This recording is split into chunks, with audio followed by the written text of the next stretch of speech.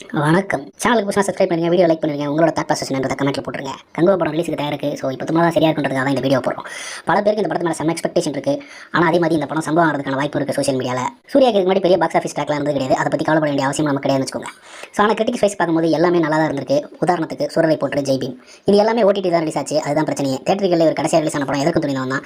Even ஒரு 60% ஆடியன்ஸ்க்கு அந்த படம் பண்ணியிருந்தாலும் அந்த படம் பெரிய லெவலில் எதுவும் ஒர்க் ஆனது கிடையாது. அதே மாதிரி சிவாக்கு இந்த பக்கம் பார்த்தீங்கன்னா லாஸ்ட்டாக வந்த அண்ணாத்தன்றது காவியத்தில் சேர்த்து அந்த படத்தை பாட கட்டிட்டாங்க. அதே மாதிரி இதுக்கு முன்னாடி நடந்திருக்கு சிவாக்கு, அது விவேகம். அதுக்கப்புறம் அவர் கொடுத்த கம்பேக் தான் விசுவாசம்.